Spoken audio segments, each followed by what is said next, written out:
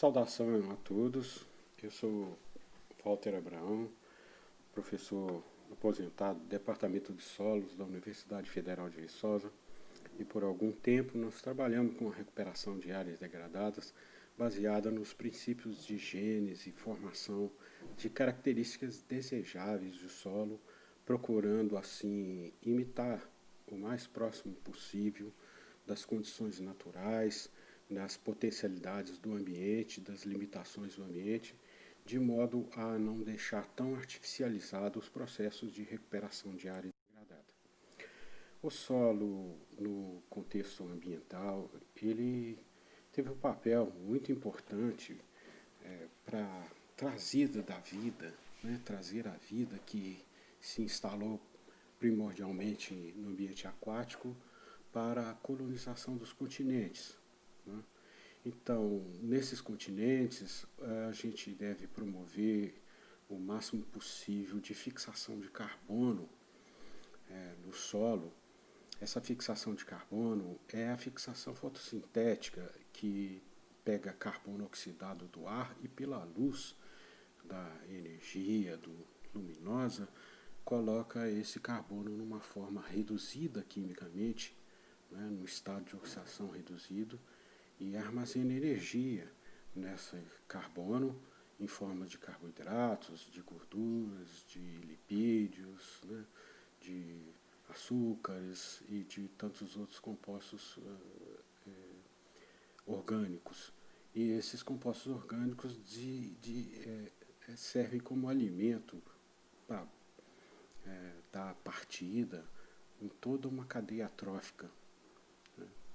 Então, as plantas, elas têm um papel muito importante na fixação desse carbono, que é o interesse nosso, né, de recuperar uma área degradada, se resume em dar condições que ela produza a sua matéria orgânica, tanto na parte aérea, mas muito principalmente na parte radicular.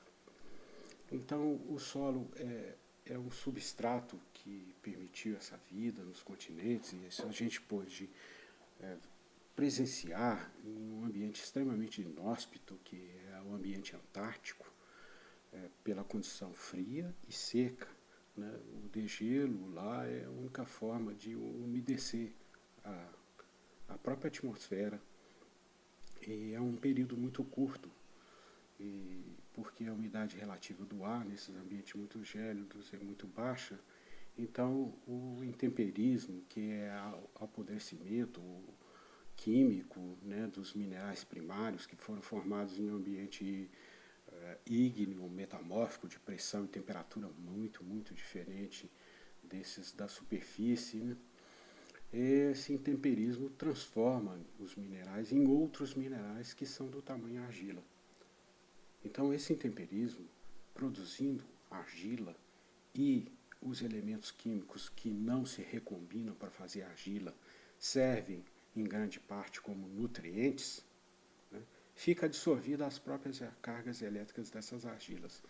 E essas argilas, elas têm um papel que é de suma importância para a colonização do ambiente continental, porque a vida se desenvolveu até certo ponto só em lagos, em oceanos, em mares, né, onde tinha condição de água disponível. A partir da disponibilização de argila é que teve condição de ter uma retenção de filmes de umidade em torno dessa pequeníssima partícula de argila, e com isso bactérias, depois algas, né, líquens, fungos, e vem desencadeando toda a vida até chegar nas plantas e plantas superiores.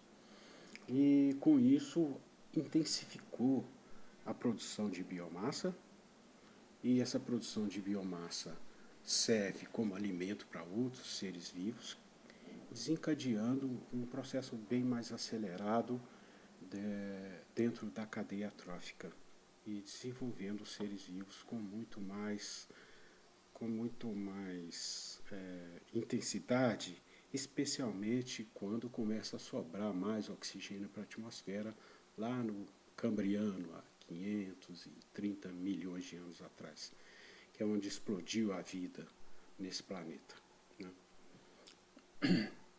Então, o solo, a formação de argila e a fixação de matéria orgânica junto às argilas tem um papel muito importante, não só pelos nutrientes, mas também pela água. Porque a gente acredita que não há substrato que não tenha os elementos químicos necessários para a vida. A gente vê vida se fixando em lugares tão inóspitos, mas se faltar água, aí não se instala a vida. E o papel do solo no ambiente continental é basicamente dois fatores importantes que ele contribui, que é dar suporte físico e nutricional. O suporte físico ele consiste na fixação dos vegetais. Essa fixação dos vegetais é muito importante, não só para não ser arrancado pelo vento, pela enxurrada, pelos intempéries, mas de não balançar, de não mexer com as raízes mais finas, né, os pelos radiculares, que são os pelos de absorção. São extremamente delgados, extremamente frágeis, esses pelos de absorção que são responsáveis pela nutrição dos vegetais. E se ficar balançando as raízes, não tem a fixação. Não tem a fixação, não tem a condição de ter vida no vegetal, porque não vai ter alimentação, fica quebrado o ciclo. Então, a fixação, o suporte físico exercido pelas plantas para fixar e dar um ambiente, seguro para o desenvolvimento de pelos radiculares frágeis é muito importante. E a porosidade, a estruturação do solo, porque a gente às vezes esquece que raízes respiram, são vivas, respiram, né? Ela exala gás carbônico, absorve oxigênio, né? O ambiente tem que ser um ambiente oxigenado, embora o ambiente do solo ela tenha muito mais, os poros tenham muito mais gás carbônico do que CO2, do que O2, esse ambiente tem que ter uma troca gasosa com a atmosfera externa. Isso é possível graças à porosidade, especialmente à macroporosidade. Né? Eles são poros muito finos que permeiam por onde a argila deixou poro. Então, praticamente são poros chamados capilares, muito finos, que quando a água entra, ela tem uma dificuldade de sair só pela força da gravidade. Então, tem uma maior retenção de umidade quando cessa, né, o encharcamento promovido pela água da chuva que penetra entre os agregados, onde estão os macroporos. Então, ela é capaz de chupar para dentro a umidade e reter ela por um período mais longo. Os pelos radiculares, né, que penetram por esses macroporos e por poros até mais intermediários, que alguns chamam de mesoporos, né, que fica entre o micro e o macro, encosta nesses agregados e consegue, por pressão osmótica, por fluxo de massa, absorver umidade até um certo ponto de dentro desses agregados. E com isso nutrir a planta, porque a água do solo não é uma água pura, é uma solução do solo. Então, portanto, as raízes penetram nos macro e mesoporos. Dentro do agregado, é só a solução que penetra. Porque se a raiz entrar dentro de um agregado, ela destrói o agregado, quebra. Quebrando o agregado, vai soltar a argila. Soltando a argila, entope poros, que é uma condição que não se agrada, né? Não é desejável. A estrutura do solo é uma coisa que se desenvolve naturalmente. Existem estruturas características de cada tipo de solo, de formato, tamanho, né? diferenciado. Portanto, é um condicionamento natural que, bem provavelmente, nos processos de recuperação de área degradada, nós vamos conseguir produzir. O máximo que talvez consigamos produzir é uma estrutura grumosa pela adição, produção, aumento da quantidade de matéria orgânica que é produzida no frágil horizonte que a gente cria nos processos de recuperação de área degradada. Portanto, a gente diz que os macroporos eles são responsáveis pela troca gasosa, pela circulação de água e pela penetração das raízes, e os microporos pela retenção dessa solução do solo. Essa solução do solo é composta de água e sais, como toda solução. Então, a planta, como ela não come nada, ela só bebe, ela bebe solução, bebe sais dissolvidos em água. Tanto é que a hidroponia é uma realidade que se produz alimento. Algumas partículas orgânicas de muito baixo peso molecular são capazes até de penetrar, mas, em geral, toda a matéria orgânica, quando ela é servida para se nutrir plantas, ela tem que entrar em decomposição para compostos bem pequenos, e talvez se decompor em seus sais e para poder ser absorvido pelas plantas, pelas raízes da planta. Então, a matéria orgânica dificilmente entra pelas raízes da planta, a não ser que ela se dissolva em sais. E dar o suporte nutricional, além desse arcabouço de estrutural, físico, de porosidade, promovida entre os agregados e dentro dos agregados, a fixação das raízes, para dar a sustentação física, a sustentação nutricional que o solo dá, ela é composta por sais que existem na solução do solo, na água, que fica permeando as partículas dos microporos, mas também por cátions e ânions que ficam adsorvidos eletrostaticamente pelas cargas elétricas dessas minúsculas partículas microscópicas que são as argilas, menor do que 2 micrômetros, especialmente aquelas da porção de comportamento coloidal, uma argila fina de 1 micrômetro, e da matéria orgânica. Aí sim o componente orgânico entra com uma potência, porque ela tem uma quantidade de cargas elétricas muito grandes por grama, por massa. CTC, a quantidade de cargas elétricas negativas das argilas de solos muito pouco intemperizados, as argilas nobres, quimicamente,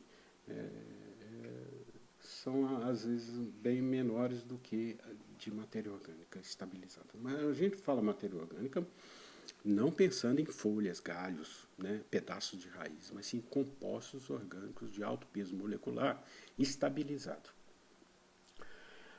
Além desses sais em solução e dos que são adsorvidos, a gente destaca, tanto os cátions e ânions, esses coloides. Os coloides minerais, coloides orgânicos, que dão a quantidade de cargas elétricas que sustentam os principais nutrientes, que são catiônicos. Existem as cargas elétricas negativas e positivas no solo, que se contrabalançam. As cargas elétricas negativas são predominantes nos solos. São predominantes. Mesmo nos solos muito intemperizados, ainda existe predominância de carga elétrica negativa, que retém mais cátions do que ânions. Isso é uma condição que a própria natureza se impõe, porque esses solos bem mais intemperizados, mais velhos, que chegam a ter cargas elétricas positivas, a mais do que negativas, eles são removidos pela própria erosão. E aí desenvolve solos que têm mais carga elétrica positiva. Por que isso é importante? Porque a maioria dos nutrientes de grande carga, em grande quantidade, eles são catiônicos, são cátions, cálcio, magnésio, potássio. E, além disso, o solo tem, em, em alguns, bem pouco, né, como solos de clima tropical são bem poucos, alguns minerais por intemperizar, que é a fonte de nutrição de longo prazo. Alguns minerais ainda existem em solos que podem se intemperizar, formar argila e liberar alguns elementos químicos que ficam solúveis e que vão servir de nutrição para as plantas, para as raízes das plantas, bactérias, fungos, líquens, algas. As plantas, né, que eu dou muito enfoque no solo, como o sustentáculo das plantas, é o condicionador para o desenvolvimento de plantas, e nos processos de recuperação de área degradada a gente pensa muito nisso, porque depois que é plantado uma área que está degradada, que as plantas começam a desenvolver bem, o ciclo começa a ter um autocontrole e ter uma sustentabilidade. Né? E aparecem organismos colonizadores, aparecem simbioses e aí desencadeia um processo naturalmente sustentável. Então as plantas são os grandes fixadores de carbono atmosférico nos continentes, porque no mar são as algas, é claro, mas nos continentes são plantas, embora existam bactérias, né, existem os líquens, que são fixadores também por fotossíntese. As plantas que produzem biomassa em grande quantidade.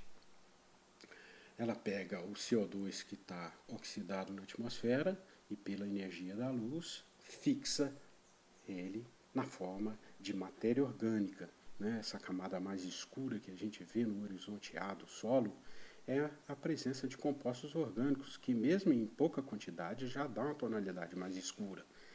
Né? E esses compostos orgânicos, eles são de muitos tipos, E eles têm vários estágios de decomposição até chegar numa matéria orgânica mais estabilizada, que é aquela da qual a gente beneficia por mais longo prazo. De modo que a gente consegue aumentar o teor de matéria orgânica do solo, mas quem assume o controle desse teor de matéria orgânica é a natureza. Porque se tiver matéria orgânica demais, ela entra em composição com facilidade. Se tiver matéria orgânica de menos, ela vai tentar produzir mais matéria orgânica. Né? Então, o CO2 ele é oxidado, convertido a formas orgânicas de carbono reduzido, que desencadeia todo o processo da cadeia trófica de alimentação, até que chega a formas de carbono de difícil decomposição. Essa é a matéria orgânica do solo.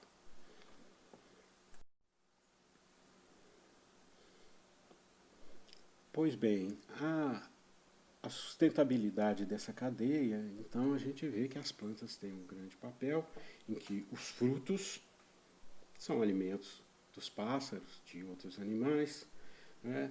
Folhas de alguns animais, herbívoros, e fungos que começam a decompor junto com líquens a matéria orgânica no próprio galho, ainda chegando no solo e disponibilizando essa matéria orgânica em formas bem mais lábeis para as raízes absorverem com mais facilidade os nutrientes dessa matéria orgânica, dessa decomposição de matéria orgânica. Galhos, né, que são colonizados por fungos, líquens, bactérias, mas as raízes é que alimenta toda a biota do solo.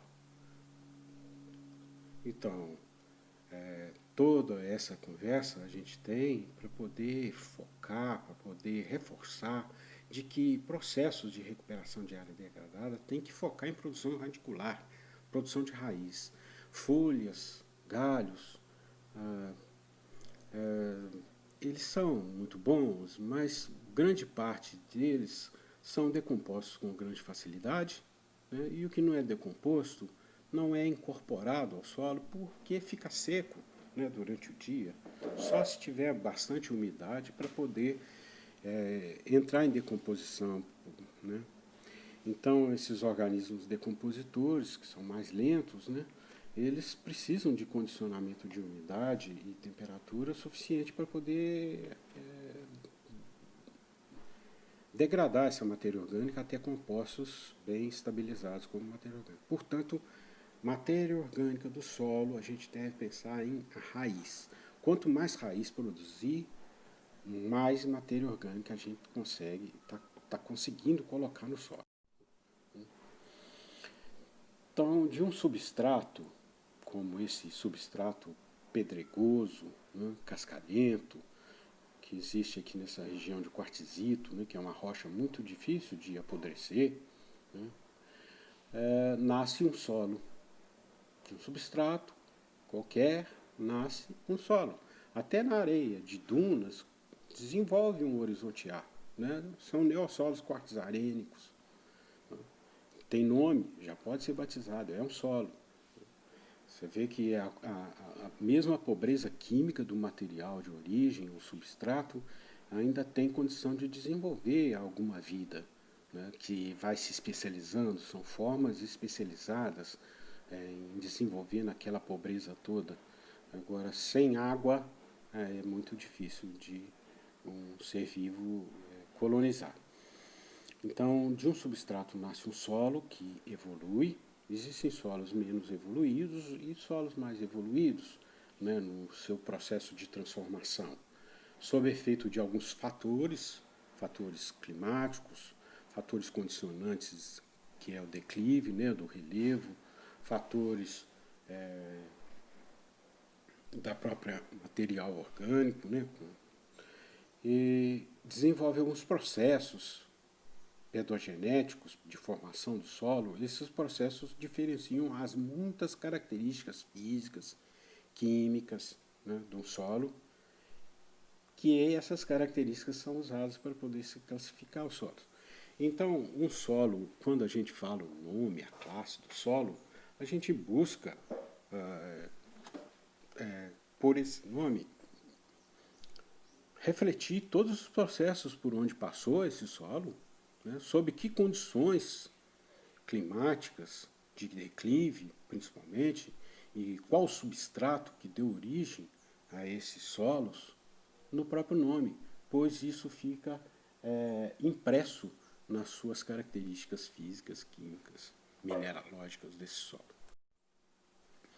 A evolução natural dos solos é de um solo que tenha simplesmente horizonte A, como este neossolo litólico, né, ou esse neossolo flúvico, para solos que entre o horizonte A e o moledo de rocha ou entre a rocha começa a surgir um horizonte B incipiente.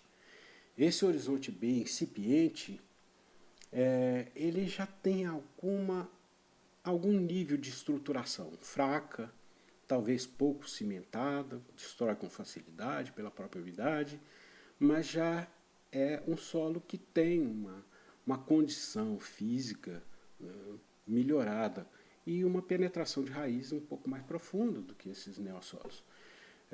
São chamados de cambissolos, que estão cambiando, estão mudando entre solos rudimentares, que são solos que não têm horizonte B, e solos, muitos outros que têm horizonte B, característicos, né, dos que têm horizonte B mais profundo, né, maior, né, com uma estabilidade de agregados que não se destrói com facilidade dentro d'água, que tem uma porosidade espetacular, são os latossolos, o grande domínio de solos brasileiros, né, que seriam os solos mais intemperizados dentro do processo de evolução natural dos solos. Os processos de evolução de solos por recuperação de área degradada já são processos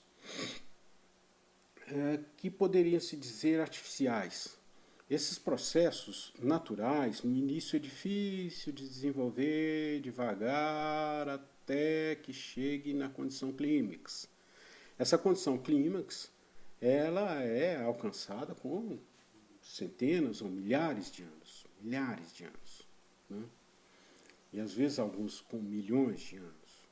Essa condição clímax, ela pode ser alcançada nos processos de recuperação de área degradada, às vezes de um ano para o outro, né, por injeção né, que a gente força a barra de um input muito grande de condicionantes para melhorar a porosidade, para melhorar a retenção de umidade, para melhorar a retenção de nutrientes, pela adição de nutrientes solúveis, pela adição enorme que se põe de plantas, né, de sementes, de propágulos que se colocam, né, a gente chega a usar 10 vezes mais do que usaria para uma pastagem. Então, uma quantidade muito grande de insumos que é colocado nos processos de recuperação de área degradada, mas que a natureza retoma e que, se não for monitorado e intervencionado, né, se agir onde está havendo fragilidade nessa recuperação de área degradada e retomarmos de novo a pedogênese, a formação de solo, esse processo ele desmonta, né? Desse clímax aqui, ele desmonta, desaba e volta lá para baixo de um ano para o outro. Uma erosão que passa em cima de um talude que foi revegetado, ela destrói, arranca tudo que se produziu, porque o máximo que nós vamos conseguir fazer é um horizontear. Então, o processo de recuperação de área degradada, ele não termina no primeiro ano. E quase sempre, né, todos os trabalhos que eu fiz, dificilmente passa do primeiro e do segundo ano. Depois que começa a surgir alguma vida, acaba a pressão, e aí aumenta até um uso indevido dessas áreas, que não deve ter utilização, porque o que a gente vai formar ali é um horizonte A muito fraco, muito frágil também. Né? Então é um processo que tem que ter um monitoramento, uma intervenção até um certo ponto em que começa a aparecer plantas espontâneas, plantas nativas, começa a se instalar a vida, né? Que se começa a avaliar uma diversidade biológica mais intensa, que é o clímax daquela situação ali. Mas para a produção, né, de agricultura, de floresta ou de pecuária, que infelizmente é muito usado, não é adequado. Né? Não é adequado porque não tem capacidade de suporte para isso. Né? É um solo frágil ainda. Né? Todos os lugares onde eu trabalhei e que volto daí a uns 6, 7, 8 anos, está lá cheio de boi e os riscos do plantio que eu fiz há tantos anos atrás, pelejando para poder sobreviver naquele material frágil, né? Porque entrou com utilização indevida do lugar.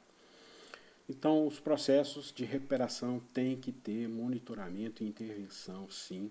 Agora, por quanto tempo? Isso depende. Por exemplo, uma pastagem degradada, com 5 anos, você consegue formar novamente um horizonte A em cima de um B que exista ali. Né? Eu não tenho dificuldade com isso. Né?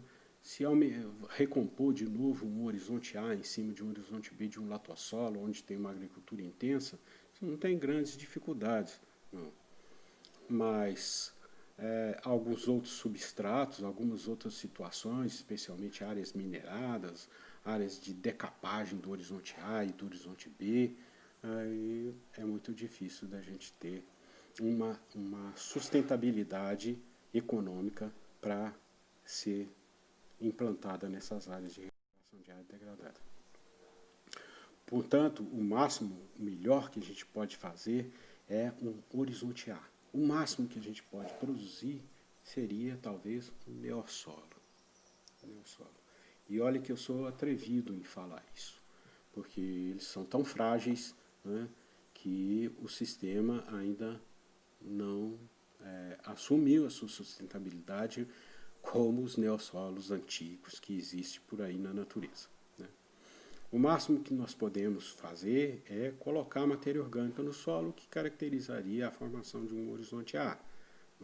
Mas produção de matéria orgânica estabilizada demora algum tempo para acontecer.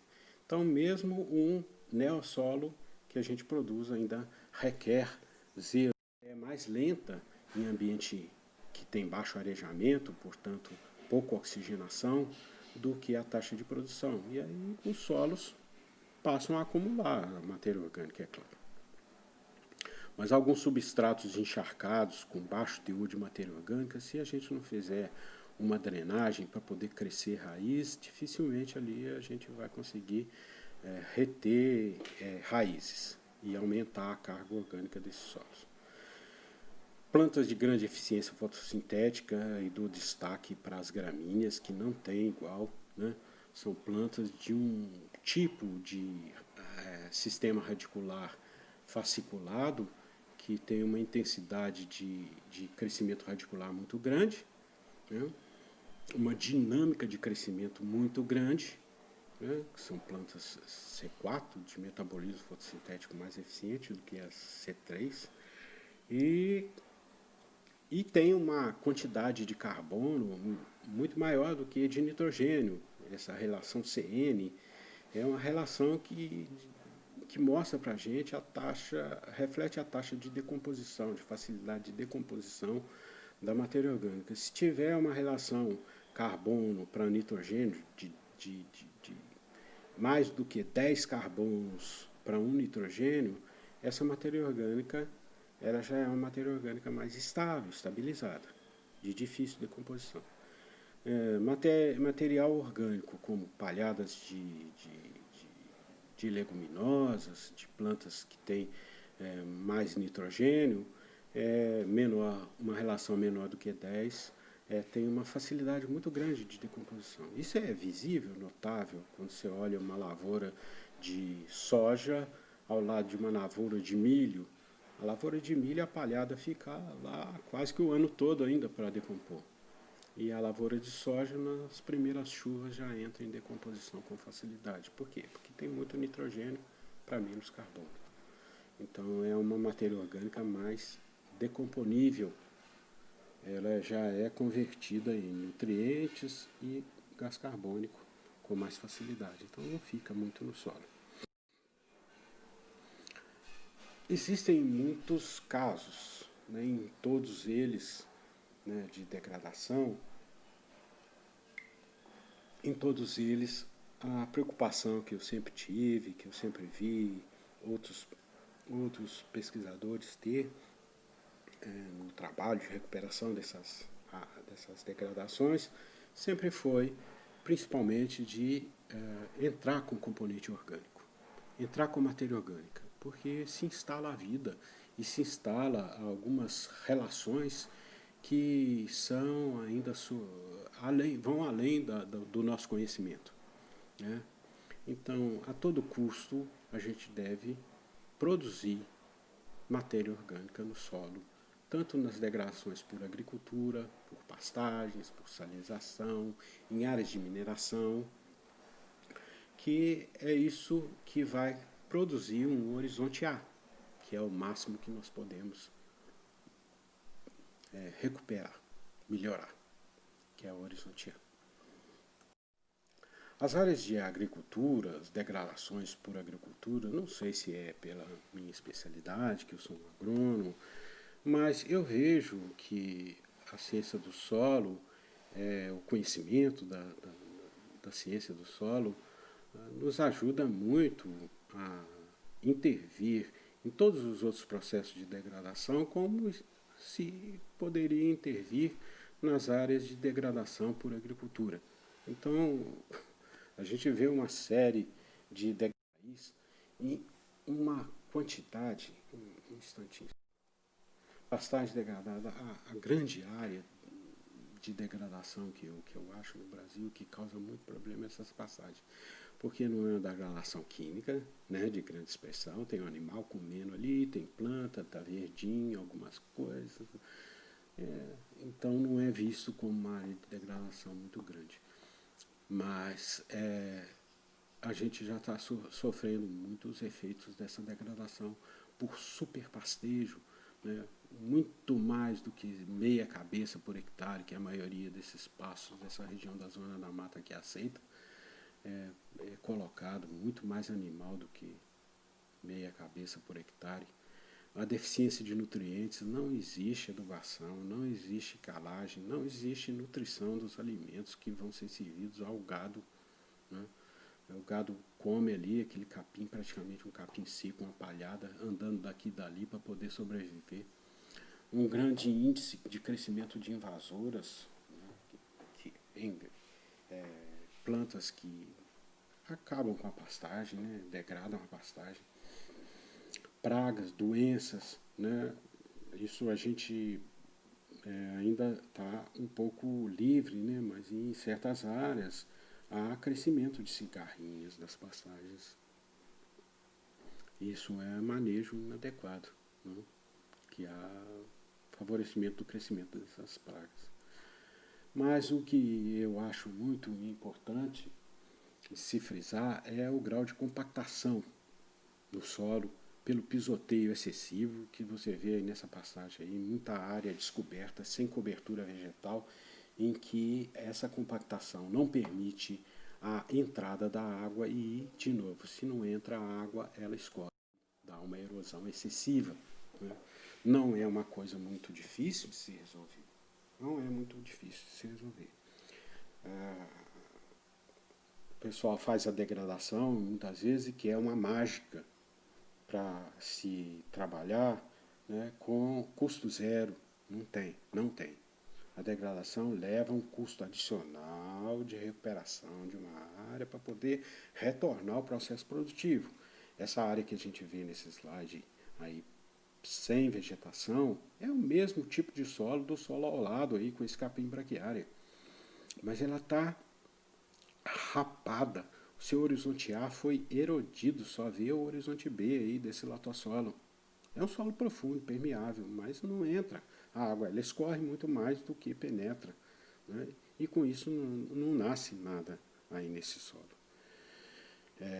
Já tinha 2 anos que essa área estava desocupada e você vê que ainda as plantas, sementes de plantas dormentes têm uma dificuldade muito de repovoar essa área, né? Foi uma área utilizada, foi utilizada com caprinos, né, que é muito degradador de solos se não tiver um manejo adequado da pastagem. Então deve-se adequar o número de animais, fazer rotação de piquetes, terraceamento em nível ou com leve gradiente, porque o terraceamento em nível é muito perigoso, porque se não for bem feito, o operador da máquina não fizer ele realmente em nível, não sair afundando e levantando a lâmina do trator, ele é muito pior do que deixar sem terraço. Calagem e adubação, porque é o alimento do gado. A gente tem solos muito pobres, então não tem condição de fornecer nutrientes suficientes para poder sustentar o gado. Tem que adubar, tem que adubar. Só em solos mais ricos é que a gente tem condição de viver da fertilidade do solo. Mesmo assim, tem que haver reposição, porque aqueles nutrientes saem, são exportados, né? E o plantio de forrageiras de qualidade, melhor do que puramente braquiária. A braquiária tem uma quantidade de proteína muito baixa, né? Então tem que ser suplementado, ou então o gado tem que comer muito mais do que precisaria para poder ele adquirir o nitrogênio necessário, proteína necessária. Mas muito grave pela degradação de pastagem, eu sinto que é a falta de água que a gente experimentou nesse período mais secos que a gente viveu aí uns 5 anos atrás, de que faltar água nos reservatórios num país com uma dominância de latossolos muito grande, cerca de 60% ou mais do nosso país, são solos profundos, com horizonte B permeável, poroso, com cerca de 40% a 60% de umidade, ou seja, de porosidade total, ou seja, em 1 litro de solo cabe ainda 600 ml de água, né? Um latossolo roxo, um latossolo vermelho, né? Da região ali do Triângulo Mineiro.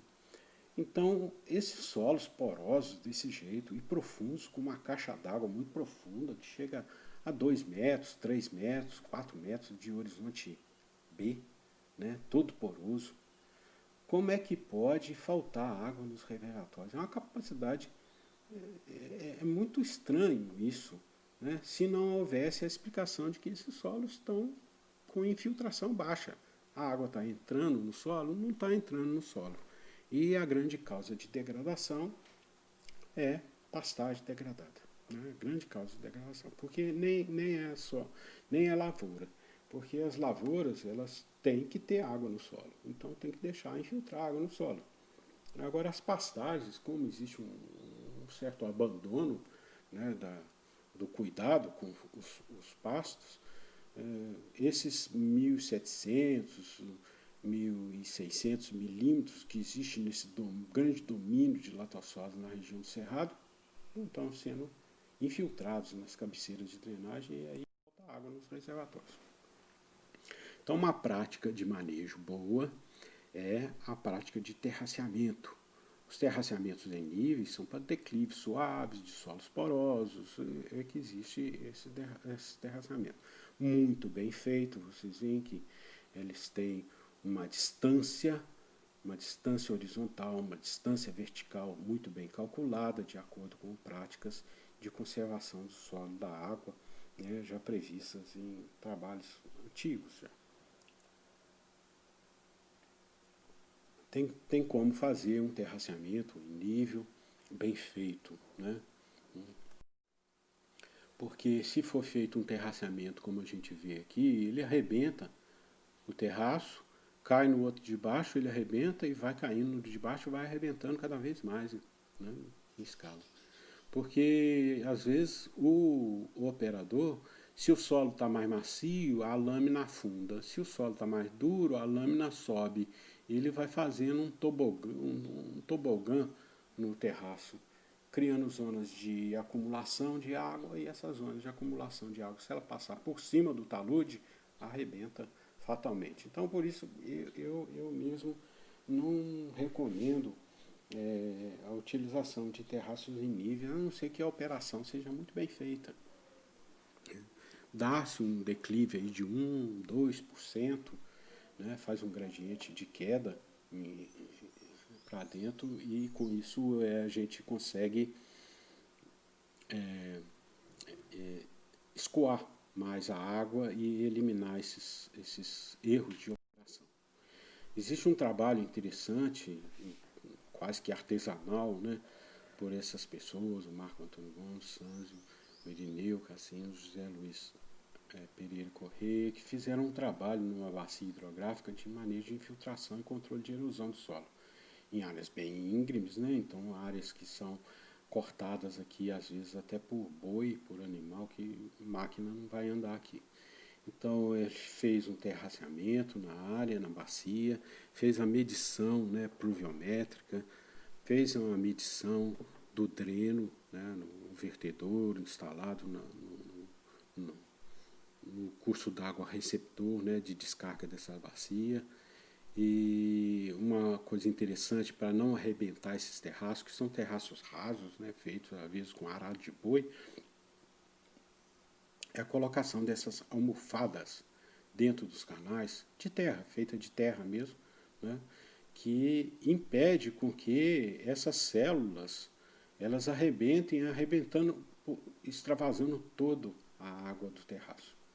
Então, se uma célula dessa arrebentar, ela arrebenta sozinha, né, não vai comprometer tanto os terraços que estão abaixo, né, a água vinda de uma célula só.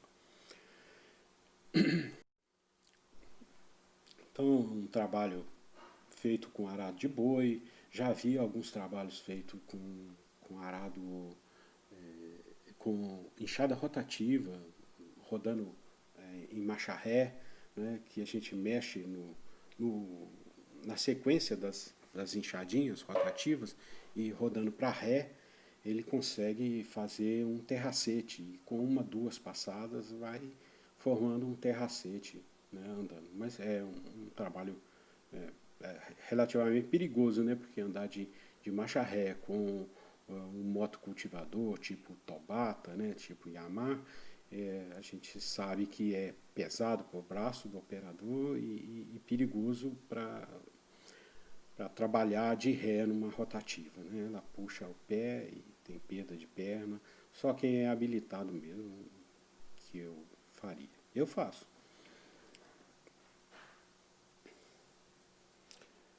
Nas zonas mais que dá para ser rodado com trator arador, um arado de disco, fazendo sulcos.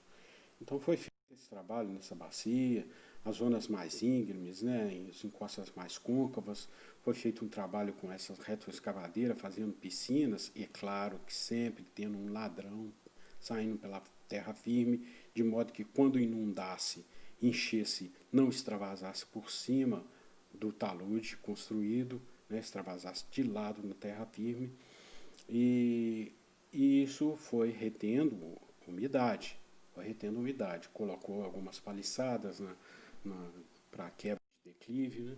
E teve um sucesso muito grande, interessante, em que, medindo no vertedor da vazão do curso d'água que recebe as águas dessa bacia, se observou que antes existiam picos, né, de vazão muito alta durante períodos chuvosos, né?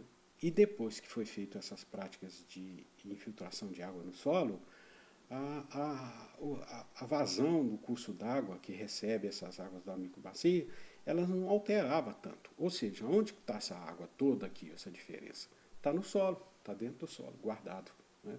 E como são latossolos, esses solos têm a permeabilidade para receber mais água ainda, para receber tranquilamente, sem alterar tanto a vazão dos cursos d'água, evitando enchentes, evitando perda de nutrientes e evitando perda de solo e assoreamento de córregos. Muitos dos outros trabalhos que a gente fez em recuperação de área degradada foi uma cópia, né, pensando nas boas práticas de manejo de solo para agricultura e pastagem. Solos salinizados são solos onde existe uma acumulação de sais na superfície. É claro que isso aqui é no deserto do Atacama, né? Solos extremamente salinos, não há lixiviação, porque chove nada, né? Mais de 1.500 anos que não chove numa região dessa, e acumula o sal da terra, sobe por capilaridade até na superfície, concentrando. Geralmente nas águas onde se merece irrigação tem que ser avaliado a qualidade dessas águas para não se colocar tanto sódio na, na, na lavoura, né, nas águas, nos locais de irrigação, porque o sódio ele causa uma dispersão de argila, uma floculação que destrói o agregado e com isso há um entupimento de poros. Os solos já são de alta concentração de sais. Você coloca uma quantidade maior de sal, especialmente de sal de um cátion monovalente, existe uma dispersão no solo e um aumento de salinidade, uma desnutrição, porque a planta vai sentir falta de outros elementos químicos onde o sódio ocupa todo o lugar. A avaliação que é feita no solo, quando a gente está querendo dessalinizar uma área de solo já salinizado, é baseado nessa porcentagem de saturação de sódio, né, que é a porcentagem de sódio que existe no complexo de troca, em todas as cargas elétricas que sustentam, que retém os principais elementos químicos catiônicos que existem no solo: cálcio, magnésio, potássio, que são nutrientes, né? E o sódio e o alumínio e hidrogênio, que não são nutrientes. Então, a gente vê quanto de sódio que está sendo ocupado no complexo de troca, né, nas cargas elétricas das argilas, né, em relação a esses outros cátions, porque esses aqui são muito mais abundantes no corpo do solo do que o próprio sódio, né? O sódio é um elemento químico que ele é lavado com mais facilidade. Só em solos salinos é que eles têm está presente em maior quantidade. Existem medidas da condutividade elétrica, dessa porcentagem de saturação de sódio, do pH, porque o sódio eleva muito o pH, a presença de sódio no solo, forma carbonato de sódio, que o pH chega a pH alto, muito alto, né, maior do que 8,5. E com isso começa a dar deficiência de micronutrientes, dispersão de argila, entupimento de poros, problemas osmóticos e tudo mais. Paradoxalmente, a gente trabalhou com solo salinizado aqui na região da Zona da Mata Mineira, né, que é uma região úmida, chove muito, e rica em latossolos, solos profundos, velhos, mas com crosta de sais na superfície. Isso, por si só, a natureza iria lavar, né? Foi adicionado esse sódio aí. É uma barragem de rejeito, né, de lavagem de celulose. A salinidade por sódio, quimicamente, é relativamente fácil de se reverter colocando um cátion divalente, né, que é nutritivo, que é nutriente para as plantas, que é o cálcio. O gesso, o sulfato de cálcio, é um insumo relativamente barato e que, por deslocar o sódio, forma sulfato de sódio, que é muito solúvel e ele pode ser drenado, lavado. A quantidade de gesso que é colocado, nem sempre a gente pode dessalinizar um solo de uma vez. Então a gente vai dessalinizando aos poucos. E complementa isso com adubação, né, especialmente de micronutrientes, por causa do pH alto, então o micronutriente fica de baixa disponibilidade. A lixiviação, né, represando a drenagem, soltando, represando e drenando com água boa, né, faz com que esse sódio vá saindo para as águas. Né, e nos corpos d'água não causa grande problema, não. Redução de ascensão capilar por escarificação, aração, gradagem, essas coisas, qualquer coisa que quebre a ascensão capilar.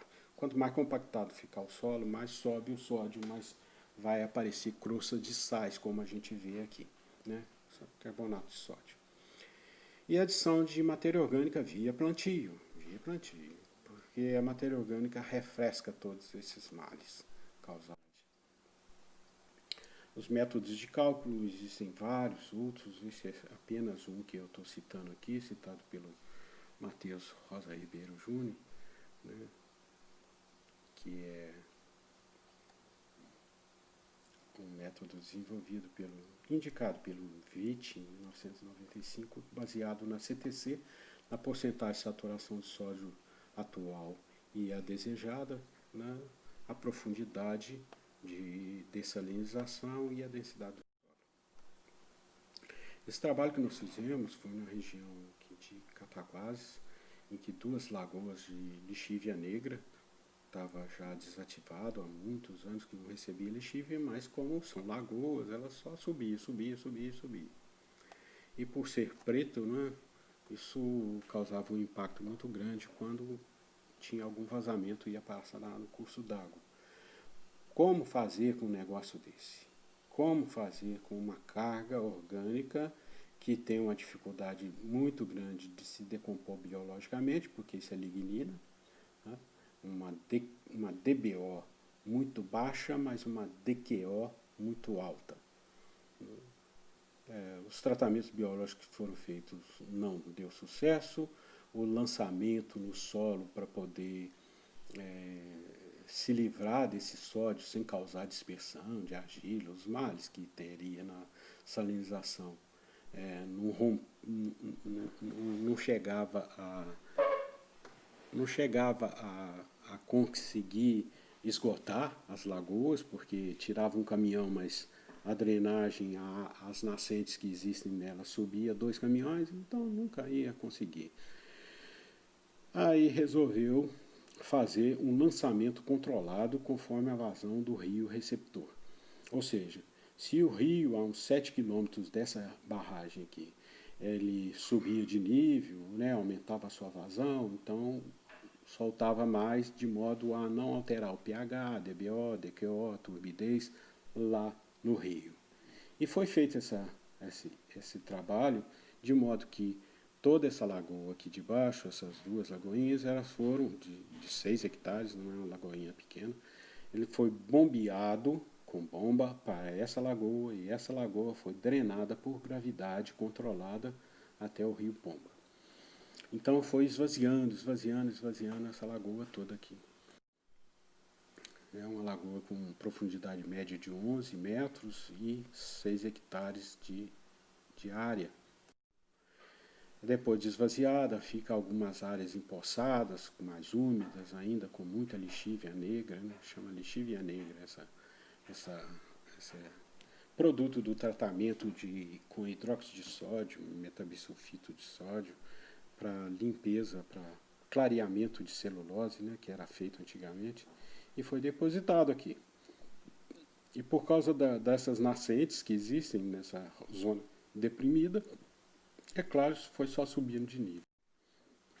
Então a primeira mão que nós fizemos foi um capeamento, né, com o horizonte BW que existe, o horizonte bilatossólico que existe no entorno, né, isso fez aumentar 2 hectares apenas, né, deslocou a estrada mais para cima e foi retirando das encostas o BW, o horizonte bilatossólico, argiloso, e foi sendo feito o capeamento. Só que esse capeamento não foi feito numa época muito conveniente, foi uma época muito chuvosa e nós planejávamos colocar aí 50 centímetros de terra em cima desse material e em certas áreas muito úmidas a gente não conseguia vencer a quantidade de terra que colocava, porque o caminhão atolava e ia afundando, afundando, afundando.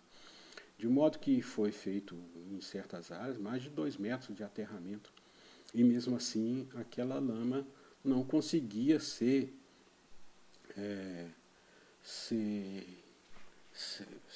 coberta, né, para poder a gente plantar em cima e a própria argila que existe, porque isso aqui é uma lama preta por causa do escurecimento que era muito grande, né, uma capacidade de você dar 2 gotas no copo d'água dessa lixívia negra e já fica escura a água. Então tem muito mais argila do que matéria orgânica. Né? E o sal ia sair com facilidade, né, porque pH alto, prensando esse negócio aqui, ia sair com facilidade. Então foi feito essas células, né, de represamento e aí conseguimos fazer o capeamento da área total. Depois foi feita a aplicação de gesso manual, porque não andava a máquina nisso aí. Fazer trabalho de recuperação de área degradada só no período chuvoso não dá, não dá, porque a gente tem que fazer o trabalho de máquina tudo antes, no período seco. Né? Entrou o período chuvoso, essas áreas não tem como entrar máquina. Então foi feita uma aplicação de 4 toneladas por hectare de gesso, né, que é bem mais baixa do que o necessário para dessalinizar toda a camada de sódio que existia, mas é um condicionante que ia melhorar pelo menos a zona de contato, né, das raízes que nós íamos plantar. E a adubação, a gente surpreendentemente viu que a adubação mais a aplicação de sulfato de cálcio, né, do gesso, ela já dava um enriquecimento nutricional capaz de crescer algas, e essas algas dentro de olhos salinos, né, onde o lençol freático estava alto, com a presença de muita lixívia ainda residual no subsolo, esse crescimento de algas deu um conforto porque elas são floculantes. E o maior problema que a gente encontrava aqui é de conseguir flocular essa matéria orgânica com essa argila, de modo que se criasse alguma porosidade. Então a vida começa a surgir com um pouquinho de nutriente que a gente começa a colocar. E às vezes se esboça em algas, né, fungos, bactérias, que são coisas que eu mesmo não contava como aliada, mas é uma grande aliada. Né? A gente vê como é que a argila dispersa no ambiente salino, nos cursos d'água, né? E a argila floculada, né, pela adição do gesso, né, o abaixamento do teor de sódio, a elevação, o abaixamento do pH, a elevação do teor de cálcio e pela própria contribuição das nascentes, que não eram salinas, as nascentes eram de água doce. Né? Essas nascentes foram todas marcadas e usadas como é, nascentes de represamento e lixiviação do excesso de sódio. De modo que esse trabalho foi feito o plantio, e em dezembro de 2010 a gente vê que na boca do dreno de saída dessa barragem tinha um controlador, uma medição de vazão. A água preta passava através do dreno de brita, de areia que existia. Mas depois o trabalho foi revelando o seu efeito e nós vimos a argila flocular e a água sair sem aquela suspensão toda. Bem provavelmente está lavando sódio aqui, sulfato de sódio. Mas esses sais solúveis no meio aquático não causam dano. Né? No solo, sódio causa dano. Né? A gente vê ainda o traçado que foi feito, o valetamento, né, de todo o traçado para poder se imitar o curso d'água que nós presenciamos depois que esvaziou a represa, onde tinha as nascentes, nós viemos desenhando onde que seria o traçado natural com a valetadeira que pode trabalhar nesses solos encharcados. Nós podemos fazer essas valetas de modo que restaurasse o traçado natural das drenagens, né, das nascentes. E essas nascentes foram colocadas pedras, e essas pedras tapadas com esses bedinhos, né, mantas, né, impermeáveis, que conservavam o fluxo dessas nascentes com facilidade. Uma necessidade foi feita de replantio, que a gente vê em áreas onde teve salinidade mais elevada e onde houve encharcamento muito excessivo, né? A recuperação de nascentes, ao valetamento para fazer os canais de drenagem, mas eu considero que houve um sucesso desse trabalho, porque pelo menos uma das espécies tolerantes a sais que nós usamos teve um ressemeio muito vigoroso, que é o feijão guandu. Foi feito feijão guandu, foi feito milheto, sorgo, várias plantas. Deles, o feijão guandu, que toleraria sal, foi o mais vigoroso. Existe um trabalho que foi feito também em solo salinizado por cálcio. Olha, esse é um solo salino por cálcio, né? Bem diferente da condição de salinidade por sódio. Mas cálcio saliniza, não saliniza, mas metabolicamente no café estava dando problemas de diminuição do tamanho do grão por endurecimento dos pergaminhos que envolvem o grão de café. E numa zona mais quente, na região perto de Montes Claros, em café irrigado para exportação, isso está causando uma preocupação. Né? Os teores de cálcio aqui estavam muito altos, né? Teores de cálcio de 20 centimol, né? Ao passo que nas matas aqui de zona calcária, 6 centimol, então, quer dizer, tinha 3 vezes mais, e qualquer dano que tivesse no pivô central, na irrigação, esse café ia sentir, né? Porque o crescimento de grão é deficitário, e aí mesmo sendo um café de qualidade, ele teria tamanho menor, e isso cai o preço. Em trabalhos de laboratório, nas colunas de lixiviação, sempre é fácil. É um cátion divalente, o cálcio, então o sódio não consegue arrancar. O gesso que eu uso para poder tirar a salinidade por sódio não vai servir, né? Porque cálcio por cálcio não troca. Eu teria que arranjar algum cátion que arrancasse o cálcio e pudesse ser lavado. Mas os trivalentes, como ferro 3, pouco solúvel, alumínio 3, só doido para colocar no solo porque ele é tóxico. E o outro que teria como arrancar o cálcio de valente seria acidez, H+. E como eu gero H+ no solo, colocando enxofre. Quando o enxofre elementar, que é um adubo, ele é colocado no solo, ele, a, ele gera acidez pela oxidação do enxofre. Então a oxidação do enxofre, ele produz ácido sulfúrico, e esse ácido sulfúrico forma sulfato mais H2. Esse H2, H+. Esse H+, ele desloca, porque é um cátion muito pequeno, né? E ele consegue deslocar cálcio. A densidade de carga dele é muito mais alta.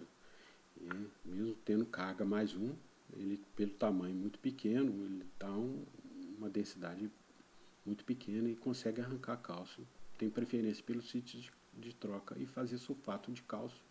E ele poder ser lixiviado, né? Lixiviado com as lâminas de irrigação, com a própria água dura, que é rica em cálcio, né? de reservas calcárias subterrâneas, poderia ser feita essa lixiviação. Mas desde que o enxofre oxidasse e pudesse produzir essa acidez. Acontece que se não fosse colocado uma cultura de ácido tiobacilos, que é o bacilo que oxida o enxofre, só com os acetiobacilos que existem no solo da região,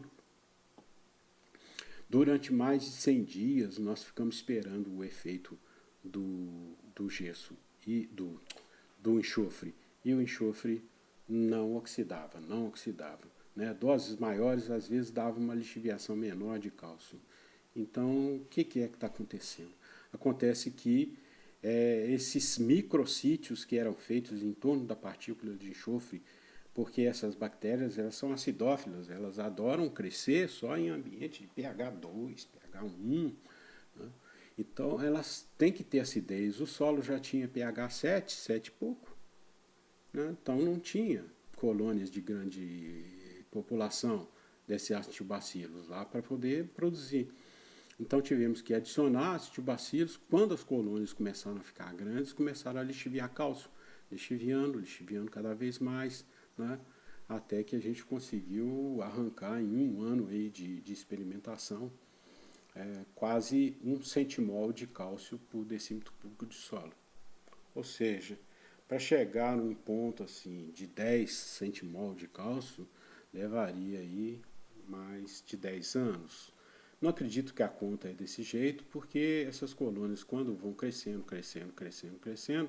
elas vão aumentando a sua capacidade de lixiviação. Mas foi feito esse trabalho em colônias de lixiviação, resolvemos ir para o campo e fazer esse trabalho de colocação de acetobacilos mais vermiculita para promover um ambiente úmido, onde as partículas do pó de enxofre era absorvida na vermiculita úmida, né, e lançada debaixo da copa dos cafeeiros, junto com um reforço na adubação de cloreto de potássio, porque o cloro é mais lixiviante do que o próprio sulfato, e com isso ter um retorno econômico maior, porque já existia trabalho indicando que um aumento na adubação de potássio aumentava a produtividade do café. Então, com isso, começamos os trabalhos, mas não, esses taludes só param em pé se for material muito argiloso. Se for siltoso ou arenoso, eles vão descer. Né? Vão descer, com certeza. Obras de contenção de alvenaria para corte de enxurrada. Hidrossemeadura é o único jeito de plantar no negócio desse. E desenrolar biomantas em cima da semeadura, que tem os adesivos, né? Nas hidrossemeaduras tem adesivo. E desenrolar biomantas para poder trabalhar. Esse aqui é um trabalho feito por hidrossemeadura, que mistura algum substrato, né, aderente, né, borra de celulose, polpa de filtro de celulose, misturada com sementes, muitas sementes, misturada com adesivos e adubo. E é lançado, né, por jatos nas encostas muito íngremes, né, na região perto de Novalina. E por cima da semeadura pode-se colocar as mantas. Essas biomantas, a semente germina, atravessa a manta e com isso ela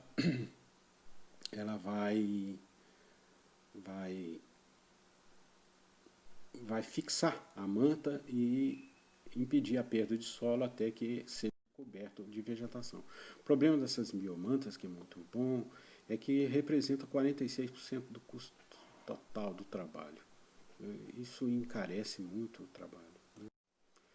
Só se coloca biomanta onde é muito perigoso, né? Muito difícil.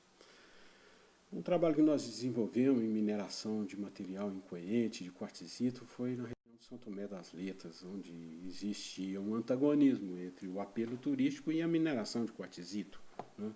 Essa é uma mineração de quartzito dentro da cidade de São Tomé das Letras, né, da cooperativa Copedra.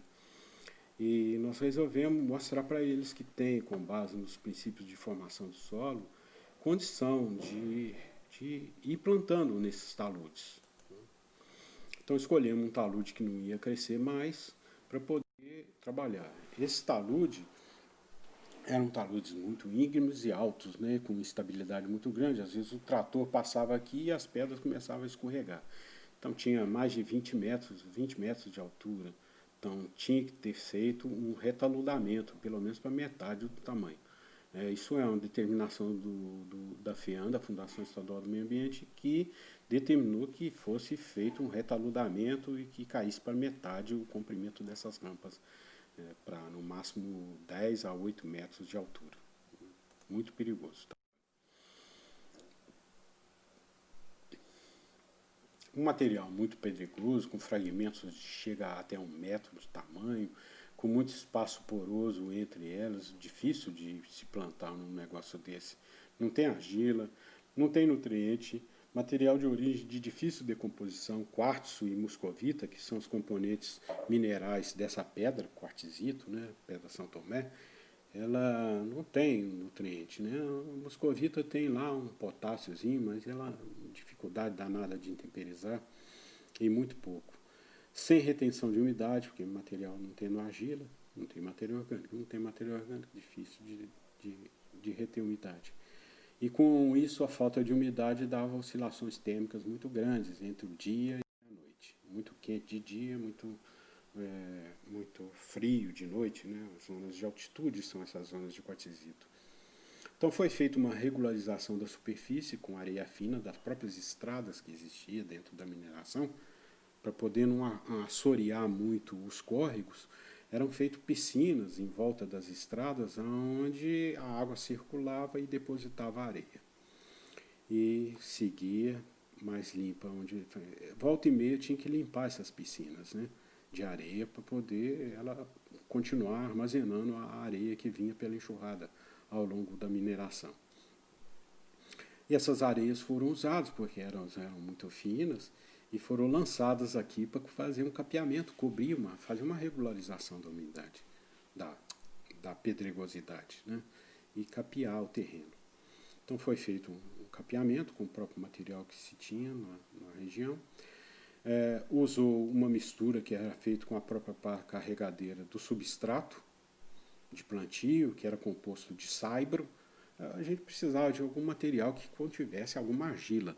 Eles lembraram que no decapeamento do quartzito, na retirada, nas baixadas, onde existe sempre um xisto associado, esses xistos intemperizavam e produzia um material areno-argilociltoso, e esse material terroso ele foi misturado com o topsoil, que se chama de terra preta, o material que já continha uma quantidade muito grande de palpábulos adaptados à condição climática dali, sementes dormentes, fungos, né, bactérias, coisas adaptadas ao ambiente, que sempre é bom ser usado, o topsoil, mais um incremento de adubação, esterco, que os próprios associados da cooperativa disponibilizaram, esterco de gado, né, mas as sementes grandes, principalmente as sementes grandes, puderam ser misturadas, porque se você colocar uma semente de capim gordura num substrato desse aqui, 10 centímetros de terra em cima, ele já morre.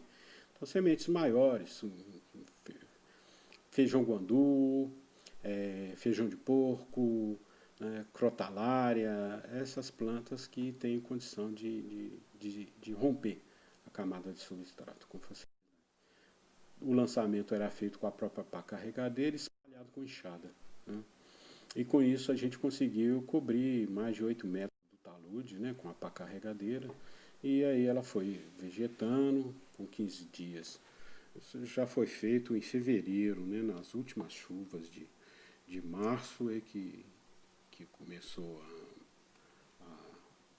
que já acabaram as chuvas, né? Então em fevereiro ainda teve alguma chuva, em março. 4 meses depois a gente vê que a vegetação já estava bem instalada, até pelo próprio esterco veio mamona, veio outras plantas que a gente nem tinha programado, não estava plantado. Mas o fato é que se criou uma malha de raízes aqui, né? Aí o ciclo dos capins já estava fechado, né? 6 meses depois, na época seca e fria, agosto. Quando é setembro, o novo ciclo se instala em novembro, quando começa a ter alguma chuva, a gente vê que houve uma estabilização da vegetação, né? O ressemeio aconteceu, as plantas rebrotaram, né? Tem que fazer alguns replantios, porque a área de uma estabilidade baixa, né?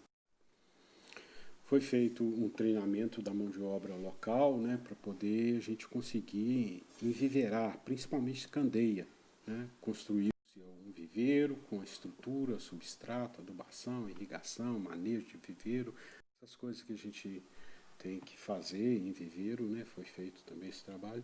E já no segundo ano, nós demos continuidade fazendo uma expansão no talude vizinho, plantando do mesmo jeito aquela primeira fase, né, misturando aquele substrato e mais as gramíneas, e já tendo mudas de candeia para poder plantar no talude em que desenvolveram as plantas do ano anterior. Então foi um trabalho muito interessante. Eu acho que ficou bem provado que é fácil de se fazer esse trabalho no quartzito e com resultado garantido, né? Baseado nos princípios de formação de solo. Outro trabalho que fizemos foi na barragem em São Francisco, em Miraí, né? Uma grande barragem que arrebentou aqui o talude dela e desceu lama para todo lado, fez um estrago muito grande. E tinha que plantar, é uma barragem de rejeito de lavagem de bauxita, então, portanto, o resíduo aqui era praticamente areia, caulinita e óxido de ferro, nada tóxico, né? Sem problemas químicos. O problema era problema físico, que não tinha jeito de transitar a máquina, até se rompeu em janeiro, quando foi em maio ainda, já não tinha jeito das máquinas entrarem se a gente não fosse lançando terra seca em cima, fazendo capeamento. Em alguns lugares, a área muito grande, existia bancos de areia, soterrado por bancos de argila, porque isso era feito o lançamento de lavagem de bauxita, então é muito heterogêneo o material da barragem. Com uma conformação topográfica muito difícil, né? Tanto pelos vários depósitos diferentes e ainda um curso d'água relativamente com vazão relativamente alta ali passando no meio. As encostas muito instáveis, com o horizonte C próximo da superfície, né, que já dá uma instabilidade. Esse horizonte C ele é rico em material siltoso e o silt não dá agregação. Se fosse argila ainda ia, mas não dava agregação. Junto com esse material todo que arrebentou de depósito, então vocês veem que é difícil da conformação. Então, essas encostas muito íngremes foram retrabalhadas intensamente por muita máquina, muito caminhão, e feito uma reconformação topográfica intensa, de modo que a drenagem foi invertida para poder a gente terracear e as águas descerem para a cabeceira de novo, né? E cair nos cursos d'água e o curso d'água levar. Foi feito uma remodelação de modo que desse preferência por encostas mais convexas, e essas encostas convexas elas têm uma estabilidade maior do que as encostas côncavas. Convexa, côncava. Então as côncavas elas são muito mais suscetíveis à erosão do que as convexas, mais estáveis. E nós tínhamos em torno um grande aliado que é sempre um horizonte B latossólico, né? Um solo com horizonte B profundo, né? Muito antigo, e ele foi usado para fazer o capeamento com esse horizonte B latossólico, especialmente nas áreas mais cor-de-rosa, onde os teores de silt são maiores, e nas áreas muito arenosas, né? Muito arenosas. Esse horizonte B latossólico é um horizonte B com estrutura física muito agradável, poroso e com facilidade de se adubar e sair planta, né? Plantas serem instaladas com mais facilidade. Os terraços foram todos desenhados com um gradiente de 2%, sempre na direção inversa ao curso d'água, né? Jogando a água da cabeceira para da cabeça da barragem para a cabeceira do córrego. Mas a operacionalização a gente viu que não foi muito bem feita, né? Os tratores afundavam onde o solo é mais mole e subia onde o solo é mais duro.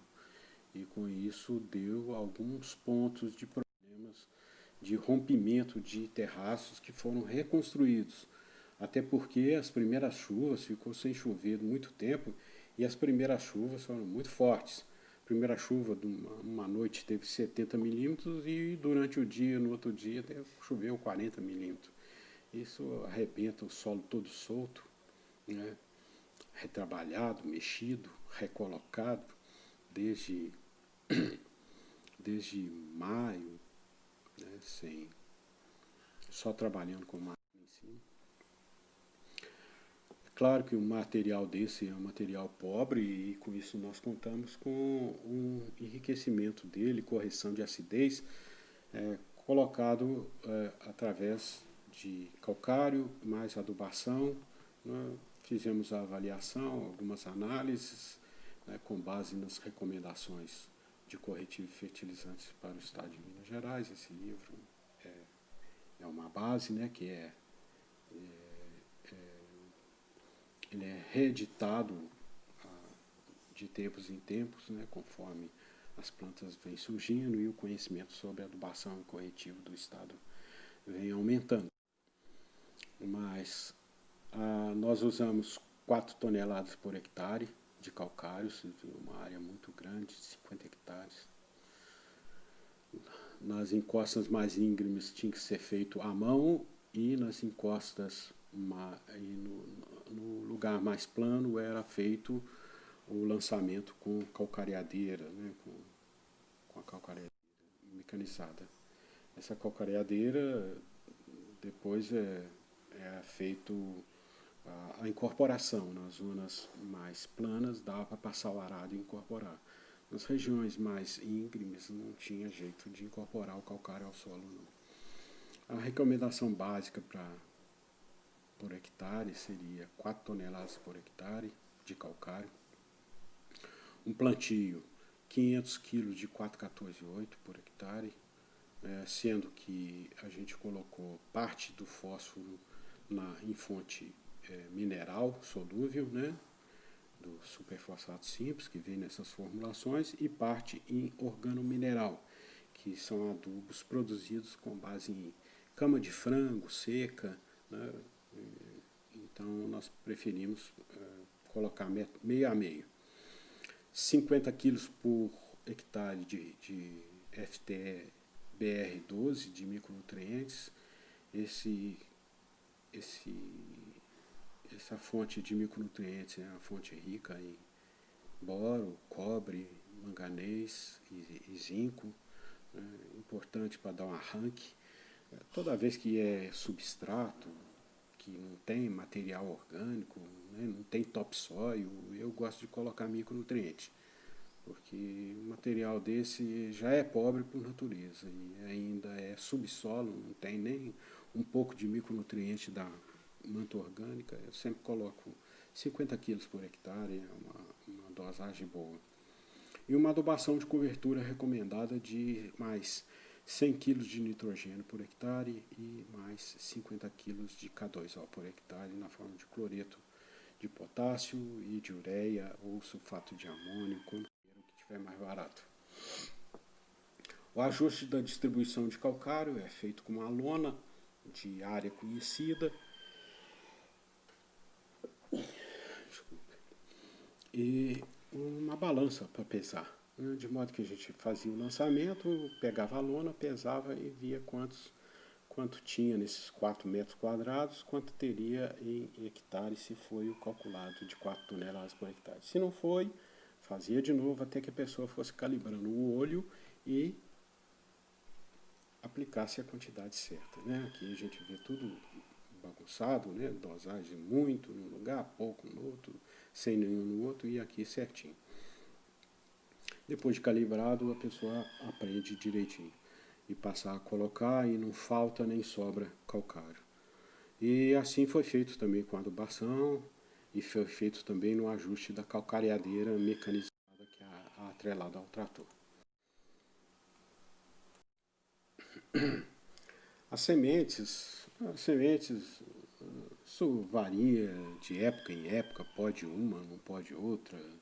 Foi feito um coquetel, eu sempre misturo gramíneas com leguminosas. Gramíneas para produzir massa radicular e leguminosa para fixar essa massa radicular, né, ao solo, né, como pivotante, né, raiz pivotante, e incorporar mais nitrogênio, né, criar uma condição melhor de decomposição dessa matéria orgânica para surgir uma vida, né, de decompositores também no solo novo que está sendo formado. E a gente usa quantidades muito grandes, né? A gente calcula aí bem mais do que se usaria numa pastagem. Se só colocasse braquiária, seria 10 quilos por hectare, eu coloquei 15 quilos por hectare. Né?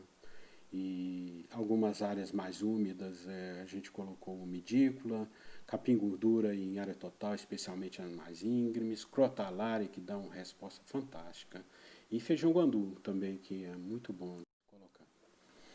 Foi feito também inoculação dessas sementes com inoculante para leguminosas. Na época era em tufa, mas hoje existem alguns líquidos, né, e vários outros fabricantes. De modo que o plantio, depois de terraceado e de recoberto, adubado e corrigido, a adubação era junto com o plantio de semente, era feito em sulcos com plantio manual. Né? 7 dias depois do plantio, como isso aqui foi feito com uma equipe de trabalho muito interessante e foi feito em época certa, né? A gente pôde plantar antes das primeiras chuvas em alguns lugares e logo que o solo estava úmido, aqui 15 dias após o plantio, uma área que foi feito um experimento para poder saber como é que lançava sementes e tudo, porque 50 hectares, vocês imaginam a quantidade de semente, de adubo, de calcário que se coloca. Não pode sobrar nem faltar, né? Porque entrou o período chuvoso, as carretas não andam nessas áreas. 7 dias após o plantio já está germinando, as sementes maiores, e 15 dias após o plantio começa a envelhecer a área. 50 dias após o plantio já tem o amarelo das flores da crotalária, né? O braquiária já está crescido, muito grande, né? Aqui uma área onde teve que colocar uma manta porque a erosão era muito grande e tinha pedra próximo da superfície, não tinha jeito de remodelar isso mais na cabeça da barragem que arrebentou.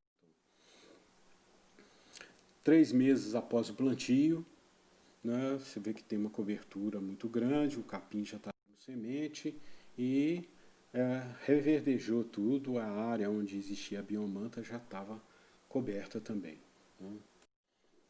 7 meses após o plantio, a gente já vê o lançamento de muita semente, né, especialmente aqui aparecendo feijão guandu. e mostrando que já existia um sistema radicular vigoroso, né, capaz de incorporar a matéria orgânica e romper a camada de cobertura entrando dentro do substrato, né, surgindo um novo solo que já é um neossolo. Mesmo com o horizonte A fraco, já é considerado um neossolo.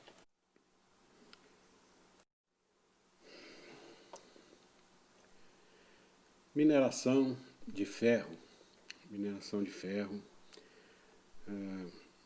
sem tantos problemas químicos, né? Por causa do substrato, o tipo de material que se acumula nesses depósitos de hematita, que é o guetita, que são os minérios principais de ferro. Um dos problemas grandes são as estabilidades das barragens de rejeito, né, que a gente passou por algumas tristezas aí, e o passivo das grandes cavas de minas, que são muito profundas, né, muito grande.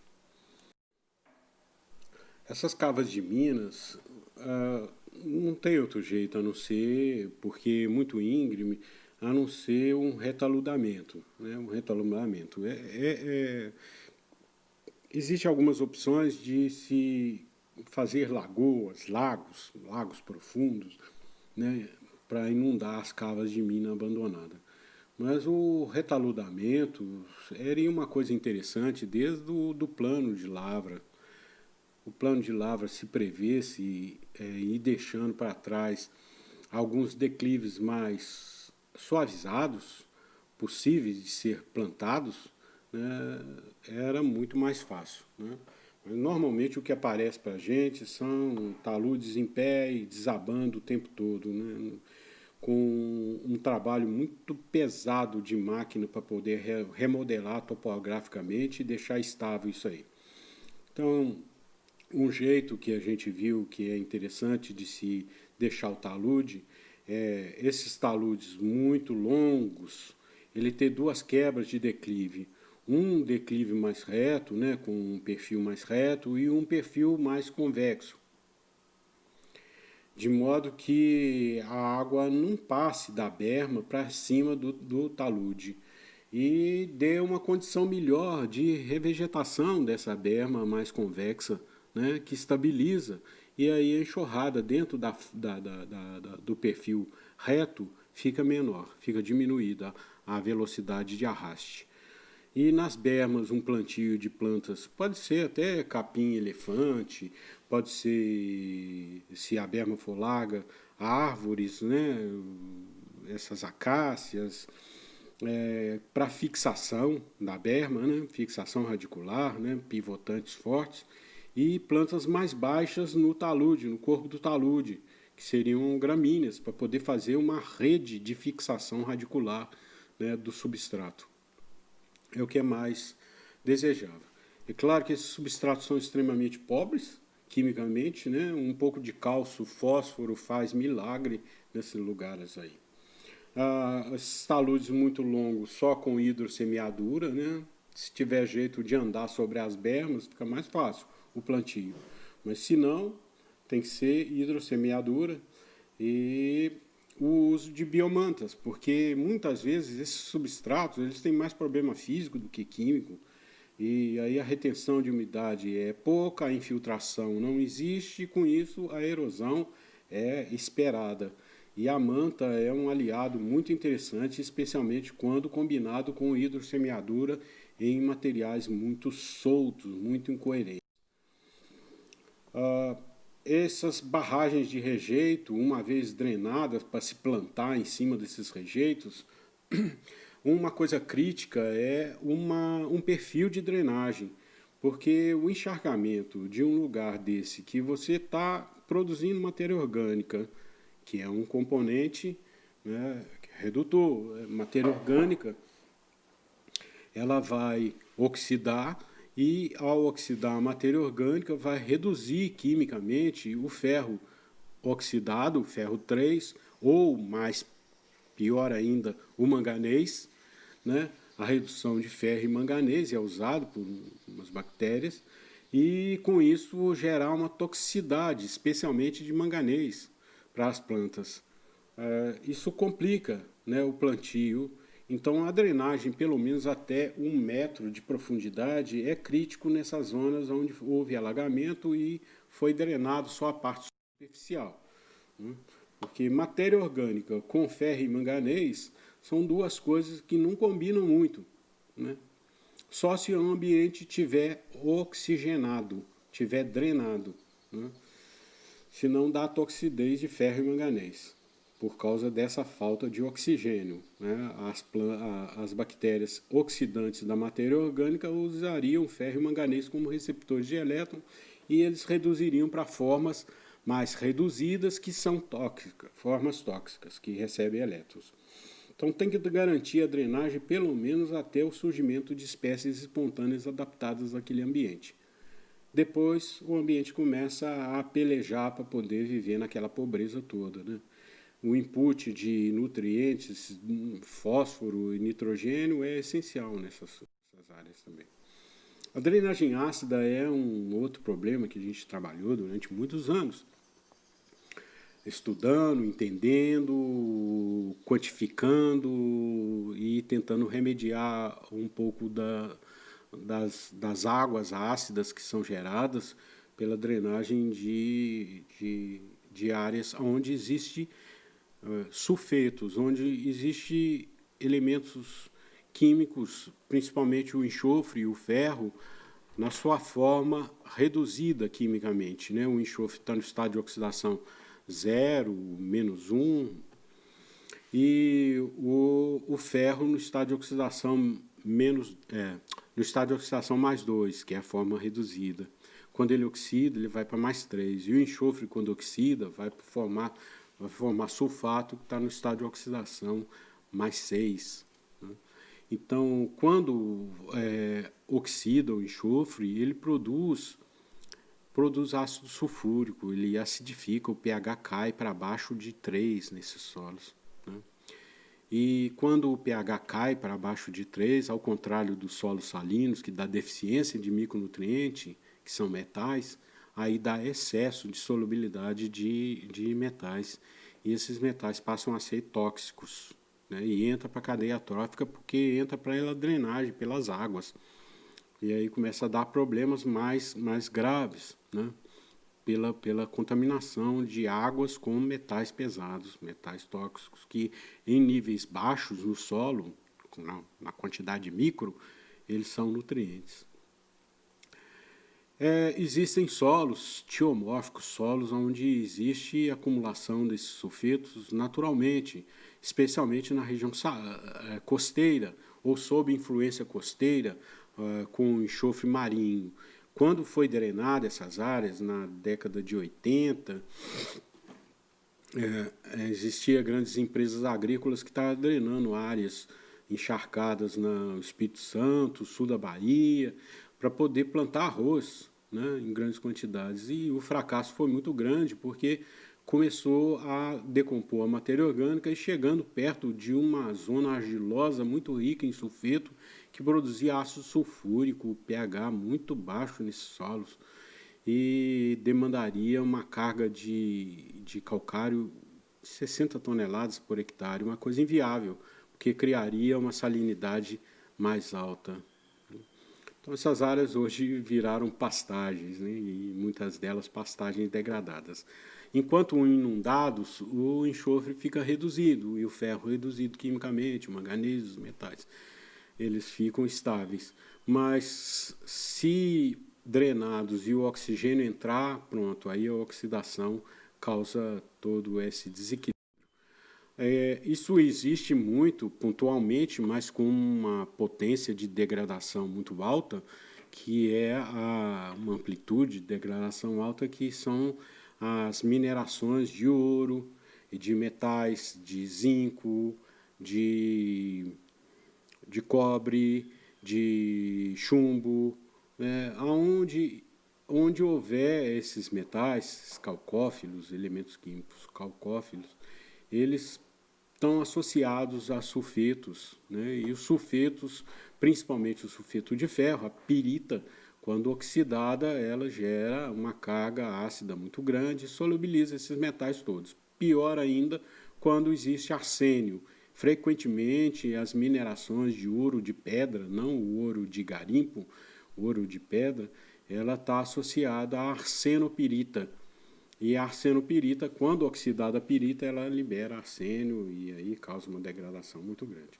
O jeito é fazer a correção da acidez tanto do solo quanto das águas, né?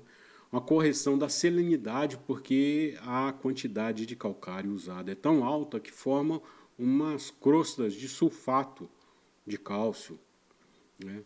E essas crostas elas têm que ser controladas, porque existe uma quantidade muito grande de sais solúveis. Esses sais solúveis vão competir osmoticamente pela água com as raízes.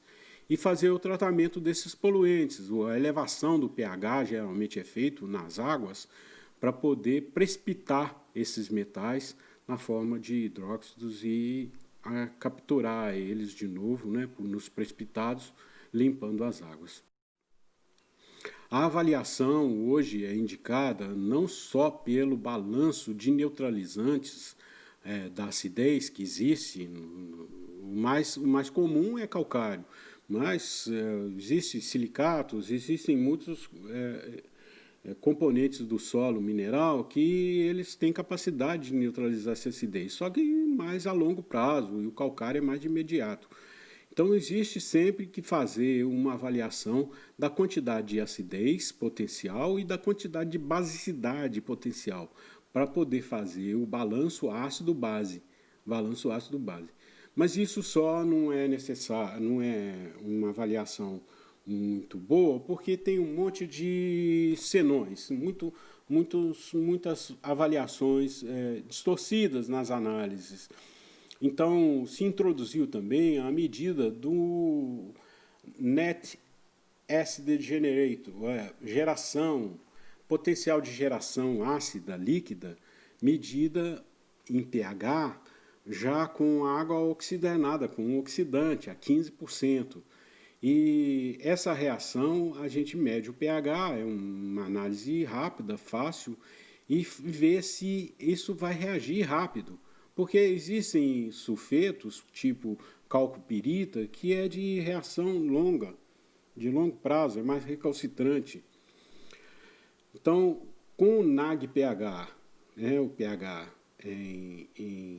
em água oxigenada a 15%, e com o balanço ácido-base, a gente pondera o quão grave será o potencial de geração de um material, de um substrato, né, de uma barragem de estéreo, de rejeito.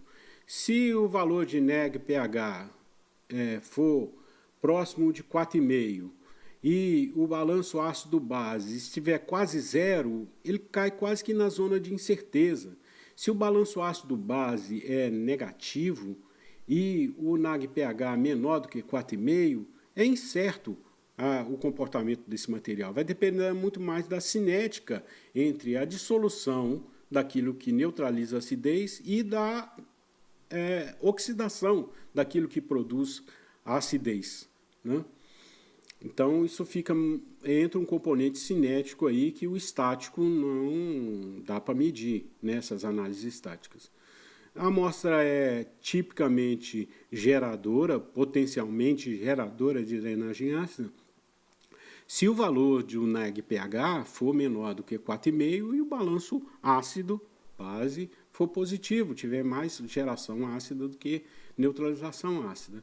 Se o NAG-pH for positivo e o balanço ácido-base negativo, as amostras não vão gerar acidez, né? Ela tem capacidade de se neutralizar.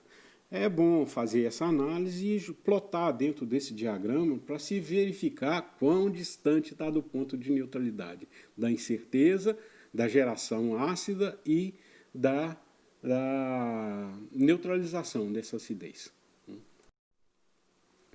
Mas, infelizmente, não é muito incomum a gente verificar que, apesar dos esforços, né, técnicos, das indicações técnicas e legais serem contrárias ao lançamento desses estéreis e rejeitos em áreas alagadas, né? Ou seja, em cima da zona de drenagem das águas, acidificando elas, não é muito incomum de a gente observar por aí afora, né? Não sei, né, como se consegue isso. Depois que o problema está instalado, é muito mais difícil de remover essas montanhas ou de parar a geração de acidez dentro dessas montanhas.